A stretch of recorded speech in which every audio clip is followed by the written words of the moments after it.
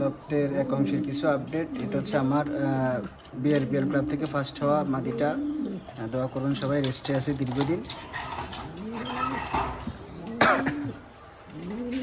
এটা হচ্ছে উইলি ভ্যানলন থেকে আসা দুইটাই মাক্সি, খুব সুন্দর একটা পেয়ার। দুইটাই রেস করা, চিকলিং লাগানো আছে, দুইটা বাচ্চা ফুটছে।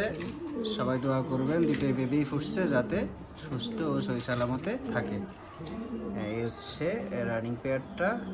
এই যে সবাই দোয়া করবেন।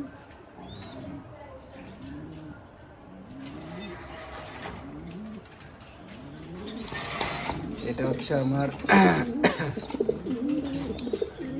এই যে কুকম্যানটা, এই যে সবাই দোয়া করবেন। কুকম্যান নর, এটা হচ্ছে এআরপিজিটি ক্লাব থেকে সেকেন্ড হওয়া, আর মাদিটা হচ্ছে বিআরপিএল ক্লাব থেকে 3666 ভিতরে 10 হওয়া। এই দুইটা বিপিএস, দোয়া করবেন সবাই। নরটা খুব রাগী নর। আর হচ্ছে কুকম্যান তো বুঝিনি, এটার বাবা মা সরাসরি নেদারল্যান্ড থেকে ইম্পোর্ট করা। এটার জন্ম হচ্ছে বাংলাদেশ, হাজি ইব্রাহিম আশিক লফটে এটার জন্ম হয়েছে। সবাই দোয়া করবেন। এআরপিসিটি ক্লাব থেকে 5টা রেজাল্ট করছে, এর ভিতরে সেকেন্ড হওয়া হাজি ইব্রাহিম আশিক লফট থেকে। এটা হচ্ছে বিআরপিএল ক্লাব থেকে 10 হওয়া, ন্যাশনালে 2টা রেজাল্ট আছে, আর হচ্ছে আপনার টপ 10ও রেজাল্ট আছে। মোট 9টা রেজাল্ট এটার। এই মাদিটার 9টা রেজাল্ট, আর নটটার 5টা রেজাল্ট।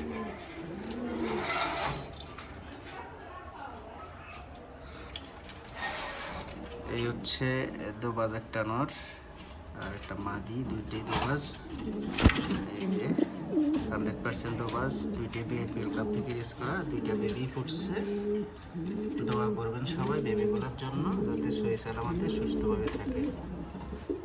এই যে মাদি, হচ্ছে নর, দুইটা বেবির জন্য সবাই দোয়া করবেন, দুইটাই দোবাজ।